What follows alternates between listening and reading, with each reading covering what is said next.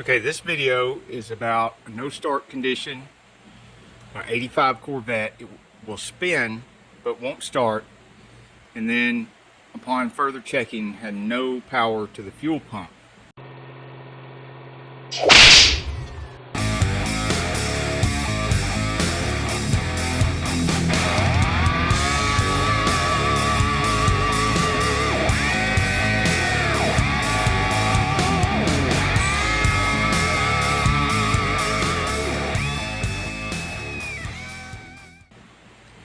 Now, with the same symptoms as a bad fuel pump, you may think it has a bad fuel pump, but let me show you a few things to check.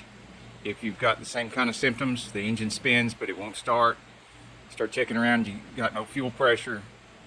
First of all, you want to check for fuel pressure at the Schrader valve on your fuel rail, and without any special equipment, if you pull this off right here, there's a Schrader valve under there, and if you depress the Schrader valve and you've either got no fuel comes out or very bubbly fuel with lots of air in it, then you've probably got a fuel problem. Another cheat that I've used before is if you spray a little starter fluid into one of the vacuum hoses and it tries to start, then you've got a no fuel problem. If you do your checking and you find out that you do have a bad fuel pump, don't panic. They're pretty easy to replace. Look back here where your gas fill is, and if you take 1, 2, 3, 4 20mm screws off, you pull this panel off, and right here will be a rubber boot. That rubber boot, if you look over here, looks like this. And you grab the corners of the rubber boot and pull it toward the center, until you get it to where it will come out, and just pull it out of the square. Once you've done that, you have access to the connector. You also have access to this hose, and this hose. There are 3 hoses. Release the clamps and the fight begins. You'll have to fight with these hoses, Like I said before though, you need to determine and make sure that you have a bad fuel pump before you do this. Because if you've got no power, like we have here, see if you've got no power to these 2 terminals, they're both the outside terminals, not the center terminal, but the 2 outside terminals. If you got no power to them for 2 seconds, when you cycle to the key to the run position, then you've got no power going to your fuel pump. And what I mean by cycling the key to the run position is if you turn the key to where all the stuff on the dash comes on, but you're not turning it far enough to spin the engine, that's the run position. And that'll only give you 2 seconds of power. If you do have power here and your fuel pump still isn't running, then once you've taken those hoses loose, you take these bolts loose here. There's 3 of them at the bottom, and then 2 on each side, and then 2 at the top, and then this whole thing lifts out. It's got the fuel pump and the sending unit and everything attached to it. So when you pull this up, it's also got a sock on it, and as you're finagling it out of there, that sock is going to have some fuel in it, and it's going to catch on the edge of something and flick gasoline right in your face almost every time. So just make sure you're wearing some glasses or something and you're prepared to get some gasoline flicked in your face. But what if your fuel pump isn't bad? What if you're just not receiving power back there to the connector? No matter how many times you turn to the run position and you rush to look every 2 seconds and you still don't have power. Well, you have a fuel relay right here, and that would be your next suspect, is to look at the fuel relay. And not always the fuel relay itself, but the wires going to the fuel relay and the connector.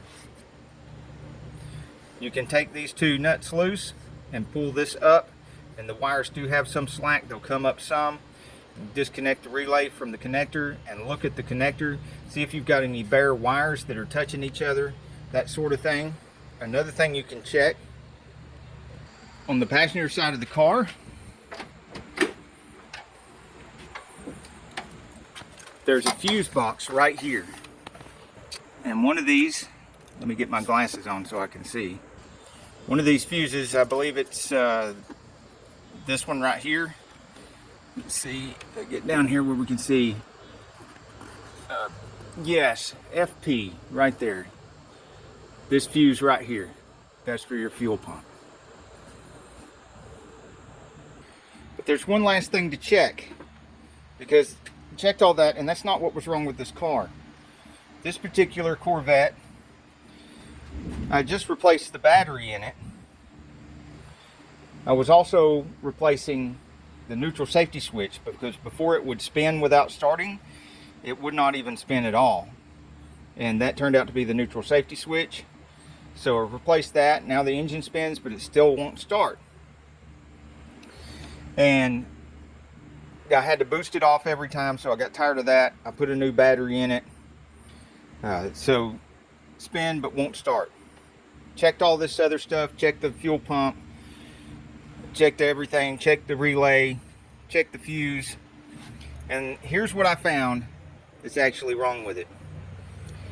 When I went to go check the fusible link that goes from the positive battery terminal over to the relay, so it's between here and this positive battery terminal, look at what I found. Can you see what the problem is? It's not this one. It's this connector right here. Apparently, somehow when I was changing the battery and pulling on the battery terminals, I must have pulled this connector apart that goes to the fusible link. Because I pulled that connector apart, there was no longer any power to the relay for the fuel pump.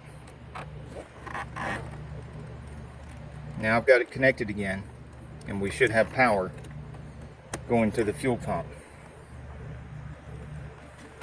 because that should power up the relay.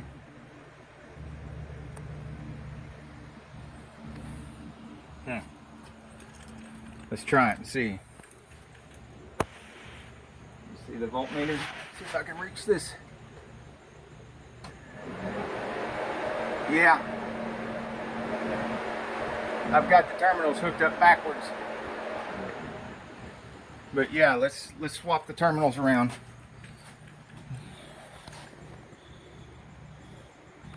See, I've got the positive over here and the negative over here. Now I've got them swapped around. Let's see what happens. Okay, let's try this again. Yep. More like 1 second though. Try that again. No. You got to wait a little bit in between tries. You turn the key off and you have to wait a little bit sometimes before it'll give you another couple seconds of power when you turn the key to the run position. There we go. 1,000, 2,000. Yeah. Not quite 2 seconds, but you saw it. It went up to over 12 volts. So we now have power here. Now I can't just connect it here now because I've got all the hoses disconnected and it just squirt fuel everywhere. So I'm going to put all my hoses back together, connect this back up, and it should start right up. If you want to see her running and driving in other videos, then just check out my other videos. There will be more videos on this Corvette because you know, she needs a windshield, she needs a top. I mean, there's nothing here, just the frame is all that's left. It's got a brand new paint job, a rebuilt engine. I completely rebuilt the transmission. I'm in the process of replacing the neutral safety switch right now. It's really nasty in here. She needs a whole nother interior. I mean, everything is just really tore up in here. I did all new brakes around on it. Like I said, separate video. If you got any suggestions on like where we could get some larger injectors, those sort of things to maybe help a little bit with the horsepower. It is the original Corvette engine. It's an 85, so it does have the better fuel injection than the 84.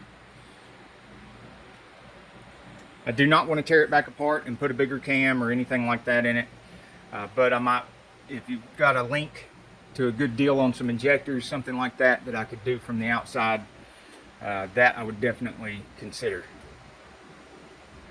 Go to our Saneauto Facebook page and show us your Corvette or your Corvette project, or if you've got an import project or a nice Mustang project, we'd like to see your stuff too. We'd certainly like to hear about your adventures in repairs and mods and stuff like that. What worked, what didn't work, what you would do again, what you'd recommend, what you would recommend never to do again, those sorts of things. That's the Saneauto page, allows you to put your pictures and short videos and all that stuff in the comments.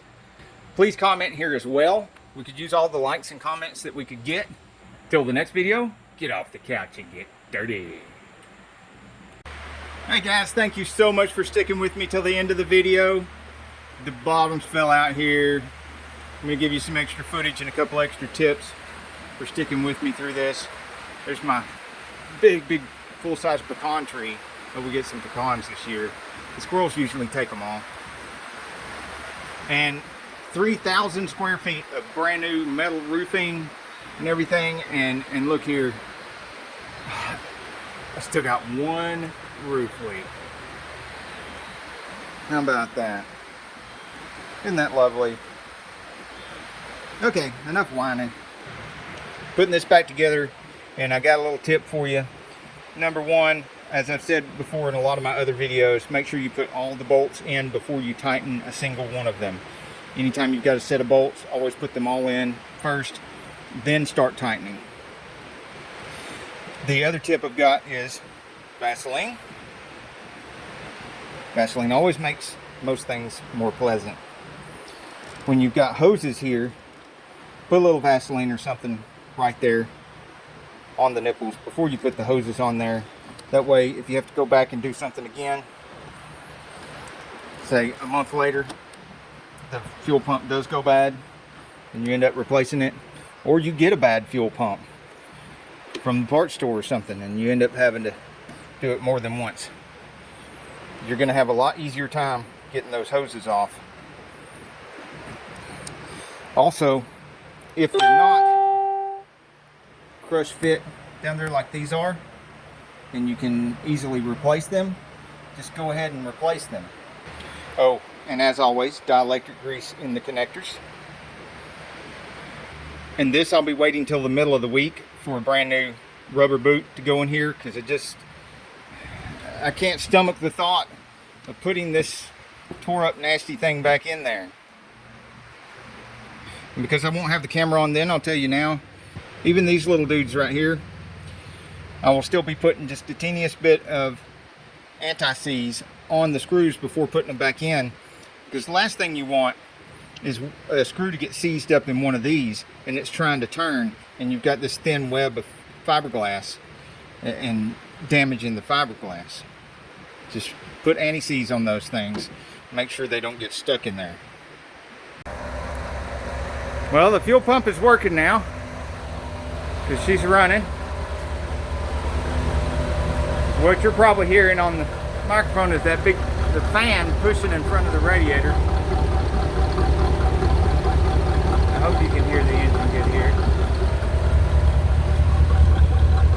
Idling very nice.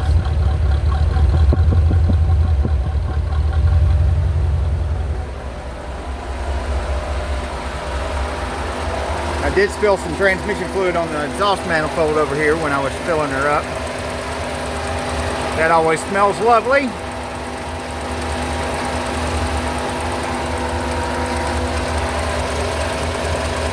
Sure is idling smooth.